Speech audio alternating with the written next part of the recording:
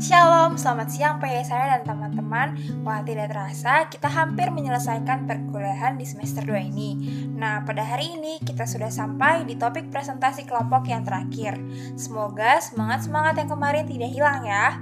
Topik yang akan dibahas yaitu Kanon Alkitab oleh kelompok 12 yang beranggotakan Anuswek, saya sendiri Bella Olivia, F. Sri Riawan, Esther Sitohang, Melati Hutasoid, dan juga Sharon Indah Ladiari Tagambe.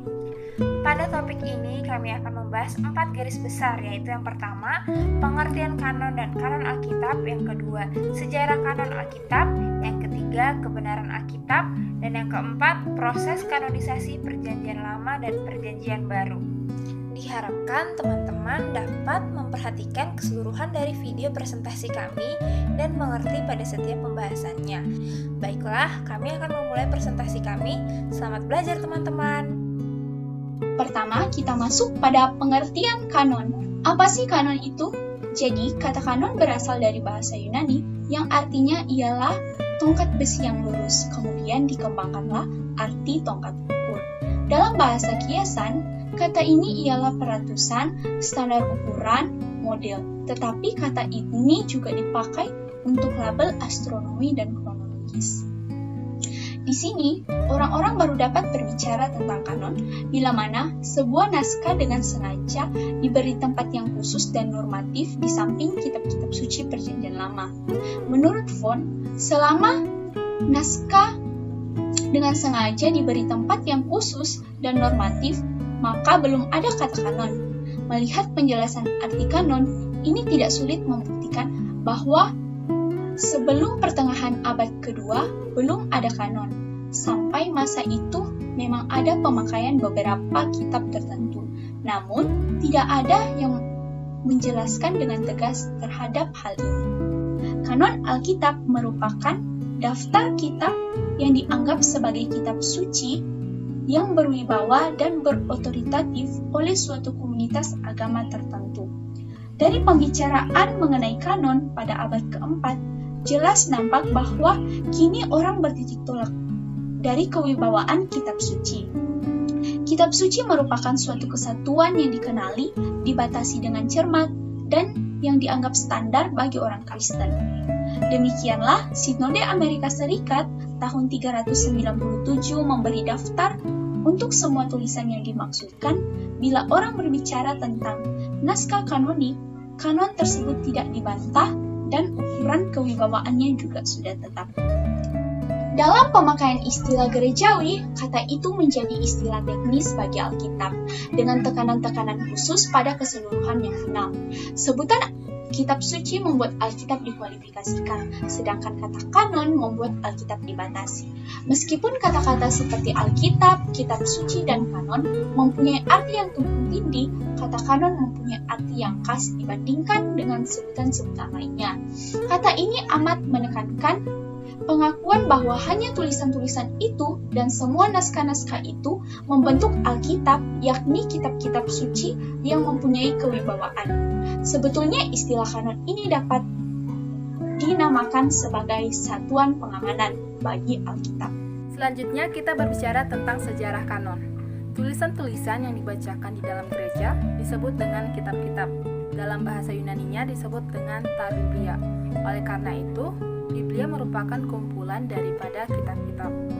Di dalam Alkitab kuno, kata Biblia masih ditemukan keterangan, yaitu Biblia itulah seluruh kitab suci yang memuat semua buku kanon Perjanjian Lama dan Perjanjian Baru. Tulisan-tulisan ini yang termasuk dalam istilah Biblia dipandang menjadi satu kesatuan. Oleh karena itu, istilah Biblia yang berbentuk jamak ini secara lambat laun diubah dengan kata Alkitab yang mengandung arti satu kitab dan berbentuk tunggal. Untuk kata yang lebih teknisnya maka dipakai dengan kata kanon. Kanon merupakan kumpulan naskah para nabi yang dalam bentuk final dan telah terinci menjadi milik agama Kristen yang memberikan pedoman dan juga pengarahan. Kanon dapat dipakai untuk Alkitab ketika sudah ada kepastian bahwa kitab-kitab suci tersebut telah lengkap menjadi sebuah kumpulan. Dan pada saat itu, orang-orang berusaha untuk menjaga kumpulan tersebut agar jangan sampai kemasukan dengan tulisan tulisan-tulisan yang tidak tergolong di dalamnya. Kitab-kitab suci tersebut merupakan satu kesatuan yang dapat dikenal, dibatasi dengan cermat, dan dijadikan standar bagi orang-orang Kristen. Dan pada abad keempat, kata kanon dalam bahasa Yunani ini dapat menunjuk pada Alkitab. Yang ketiga, kita akan membahas tentang kebenaran Alkitab. Apakah Alkitab benar-benar firman Tuhan? Nah, sebelum menjawab pertanyaan itu iya atau tidak, maka kita membaca beberapa ayat Alkitab berikut. Yang pertama adalah 2 Timotius 3 ayat 16 yang berisi segala tulisan yang diilhamkan Allah memang bermanfaat untuk mengajar, untuk menyatakan kesalahan, untuk memperbaiki kelakuan, dan untuk mendidik orang dalam kebenaran. Dalam ayat tersebut jelas bahwa Rasul Paulus menjelaskan bahwa Allah menggunakan Roh Kudus-Nya untuk membimbing orang-orang pilihannya menulis apa yang Dia kehendaki. Yang kedua adalah 2 Petrus 1 ayat 20-21 yang berisi yang terutama harus kamu ketahui ialah bahwa nubuat-nubuat dalam kitab suci tidak boleh ditafsirkan menurut kehendak sendiri, sebab tidak pernah nubuat dihasilkan oleh kehendak manusia, tetapi oleh dorongan Roh Kudus, orang-orang yang berbicara atas nama Allah.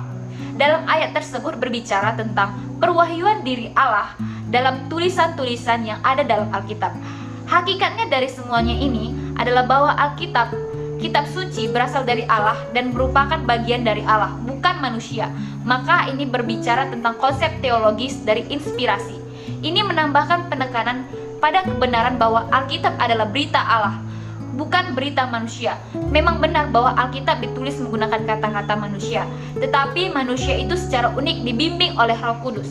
Alkitab bukanlah kebenaran yang lengkap, karena tidak ada manusia dapat memahami tingkat realitas setinggi itu, melainkan merupakan kebenaran yang dapat dipercaya, memadai tentang Tuhan, tentang dosa, tentang keselamatan, tentang hidup saleh, dan tentang kekekalan. Mari kita lihat pemahaman dari dua para ahli. Yang pertama adalah Jones dari Damaskus pada gereja abad pertengahan, bahwa Taurat dan kitab para nabi, para penulis kitab-kitab Injil dan para rasul, para gembala sidang dan para pengajar berbicara dan menulis menurut dorongan Roh Kudus, dan oleh karenanya kitab suci dinapaskan oleh Allah. Yang kedua adalah menurut Bonaventure dalam karyanya yang berisi bahwa kitab suci tulisannya bukan berasal dari hasil penelitian manusia, tetapi dari dalam pernyataan ilahi Bapa melalui Anak di dalam Roh Kudus. Nah, dari bahan bacaan Alkitab dan pemahaman para ahli di atas sangat jelas dikatakan bahwa firman dalam Alkitab dijelaskan bahwa firman itu berasal dari Allah melalui perwujudannya sebagai Roh Kudus untuk membimbing orang-orang pilihannya untuk menulis apa yang Dia kehendaki menurut bahasa manusia. Apakah menimbulkan kesalahan, kontradiksi, atau ketidakcocokan? Musuh-musuh agama Kristen mulai dari kaum Neoplatonisme di abad keempat sampai dengan kaum apologet ateis di abad ke-20 memakai kekurangan Alkitab-kitab suci sebagai alasan untuk menanggalkan Alkitab, karena mereka menganggap bahwa Alkitab adalah buku yang penuh kebohongan dan yang mungkin merupakan alat dari tahap kapitalisme atau tahap ekonomi dalam sejarah manusia. Padahal yang sebenarnya Alkitab berisi firman Tuhan yang Tuhan berikan untuk bisa berkomunikasi dengan ciptaannya.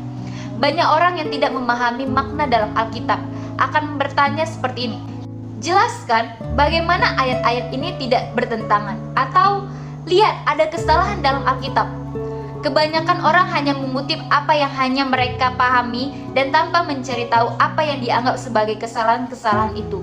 Yang paling menyedihkan adalah bahwa kebanyakan orang yang menyerang Alkitab dan tidak betul-betul tertarik dengan jawaban dan penjelasan yang akan diberikan. Mereka hanya ingin menyerang. Nah, ketika kita membaca Alkitab, terima apa adanya, tanpa prasangka miring untuk mencari-cari kesalahan. Kita akan mendapatkan bahwa Alkitab masuk akal, konsisten, dan bisa dikatakan tidak sulit untuk dimengerti. Memang sebenarnya ada bagian-bagian yang sulit dipahami dan kadang tidak berkesinambungan. Di sana kita juga harus berpikir kritis, dan kita harus mengingat bahwa Alkitab ditulis oleh hampir 40 penulis yang berbeda dalam setiap periode sekitar 1500 tahun. Setiap penulis menulis dengan gaya yang berbeda, dari sudut pandang yang berbeda, kepada hadirin yang berbeda, untuk maksud juga yang berbeda. Dalam 2 Timotius 3 ayat 16 tertulis, segala tulisan yang diilhamkan Allah memang bermanfaat untuk mengajar, untuk menyatakan kesalahan, untuk memperbaiki kelakuan dan untuk mendidik orang dalam kebenaran. Sangat jelas bahwa Alkitab tidaklah menimbulkan kesalahan atau kontradiksi, melainkan satu sama lain saling melengkapi untuk menjadi satu kesatuan. Selanjutnya kita akan membahas tentang kanon Perjanjian Lama. Dalam banyak buku pegangan dan naskah baku, kita membaca bahwa Perjanjian Lama baru ditetapkan secara definitif pada akhir abad pertama Masehi. Adapun data-data selebihnya yang bahkan merujuk ke arah yang sama sekali berlainan. Yang pertama ada data Josephus. Pada akhir abad pertama, Josephus menulis naskah pembelaan bagi orang Yahudi dalam menghadapi seorang bernama Apion. Dia berbicara tentang kitab-kitab suci mereka. Di kalangan orang Yahudi dan Kristen sejak dulu, ada cara menghitung di mana orang sampai pada jumlah 22 dan ada cara lain di mana hasilnya adalah 24, padahal yang dihitung adalah sumber yang sama. Dari periode sesudah Artaxerxes telah dipelihara juga sejumlah tulisan, tetapi tidak dianggap sama nilainya karena tidak ada kesinambungan suksesi nabiah. Laporan Josephus sama sekali mengesampingkan pemikiran bahwa pembentukan kanon dilakukan dengan sengaja sesudah Artaxerxes dan mengimplikasikan bahwa seluruh kitab berasal dari zaman yang lebih awal. Josephus mengetahui segala sesuatu tentang pembahasan di kalangan para rabi. Dari laporannya dapat disimpulkan bahwa di abad pertama tidak mungkin ada sejumlah kitab yang dipersoalkan. Data selanjutnya ada 4 Ezra. Dalam naskah apokaliptis dari akhir abad pertama, kita menemukan legenda bahwa Ezra sesudah kitab-kitab suci dibakar dengan pertolongan ilahi mencatat ke-24 kitab, selain dari 70 kitab lainnya yang tetap tersembunyi.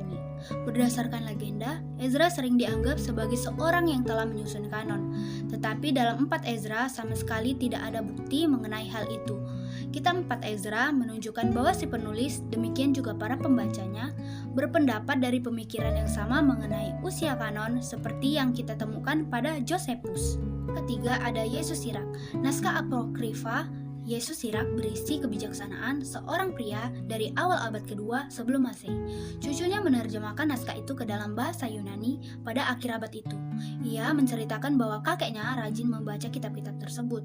Cucu Yesus Sirak juga mengenal Alkitab dalam terjemahan bahasa Yunani dan ia berkata bahwa pesan-pesan kitab suci dalam bahasa Ibrani lebih jelas dan lebih mantap daripada yang sering terdapat dalam terjemahan yang tidak sesuai.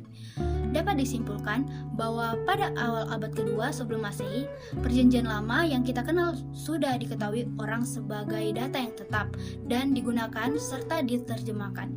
Yesus Sirak tidak mengetahui kitab-kitab dalam Alkitab, tetapi menjalin nama-nama dalam tulisannya yang sesuai dengan ceritanya dan tujuan cerita itu. Alkitab Samaria. Sering disebut bahwa orang Samaria hanya mengakui kelima kitab Musa.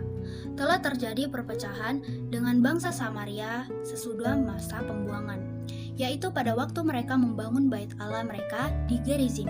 Perpecahan dengan bangsa Samaria berakar sangat dalam.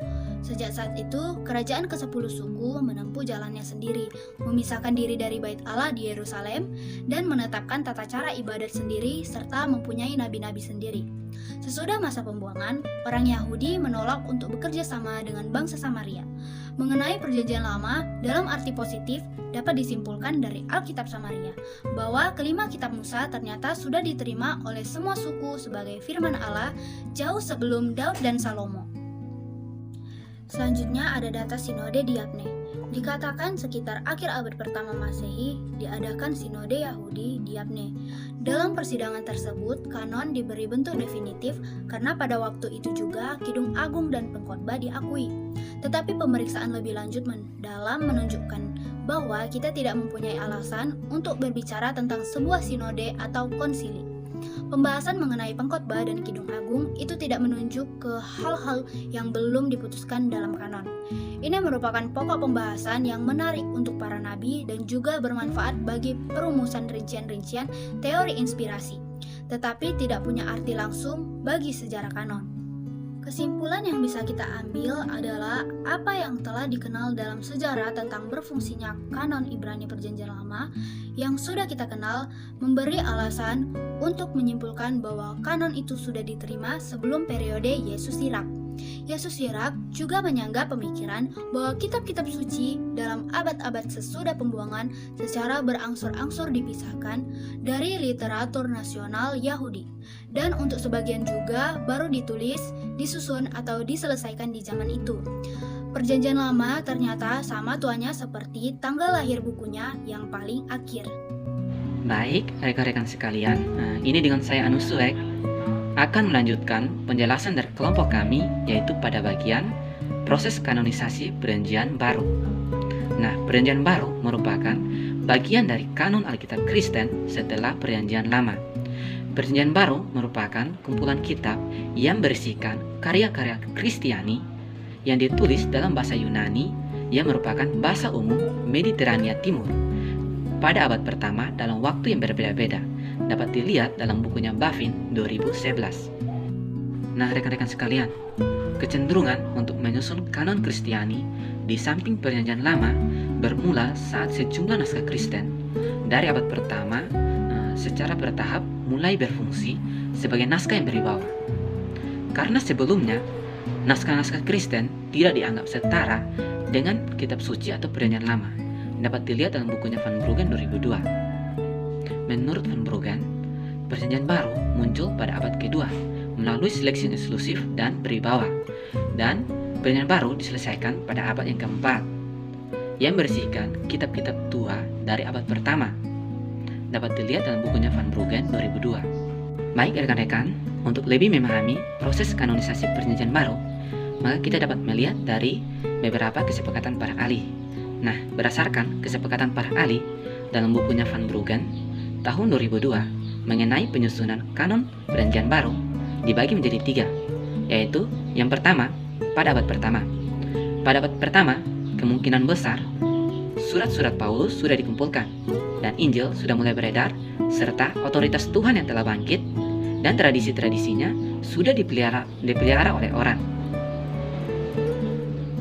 Namun, gereja pada masa itu masih hidup berdasarkan otoritas kitab suci atau Perjanjian Lama, dan belum ada otoritas tertulis lainnya selain Perjanjian Lama.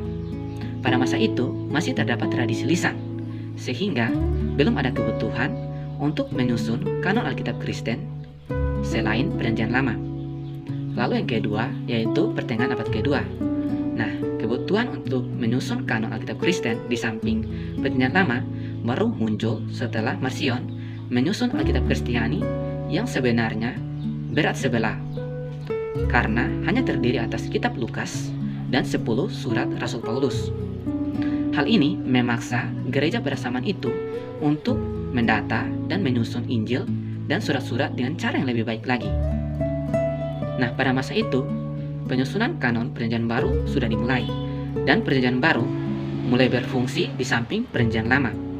Lalu yang ketiga atau yang terakhir, yaitu pada abad yang keempat. Pada abad keempat, Perjanjian Baru telah disempurnakan.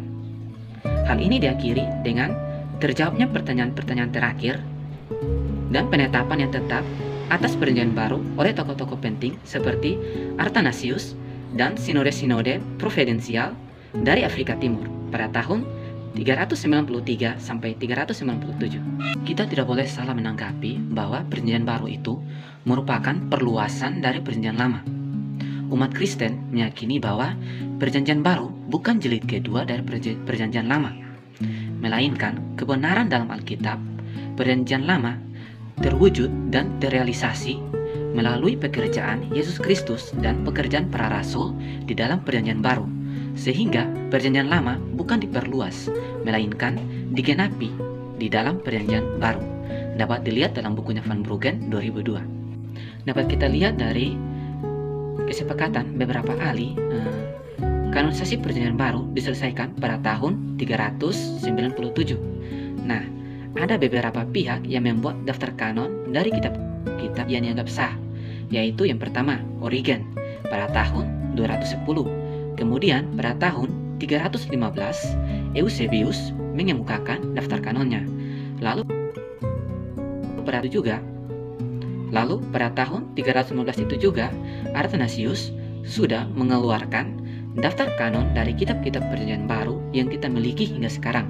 Kemudian dalam sidang majelis besar di Kartago tahun 397, Perjanjian Baru diakui dan disahkan. Dapat dilihat dalam bukunya Van Bruggen tahun 2002. Kesimpulannya, sudah seharusnya Alkitab menjadi sumber utama dari sejarah kanon kitab-kitab yang ada dan telah kita pelajari untuk dapat memahami isi pesan Allah dari Alkitab. Sekian presentasi dari kami. Berikut referensi yang kami gunakan. Shalom dan Tuhan Yesus memberkati.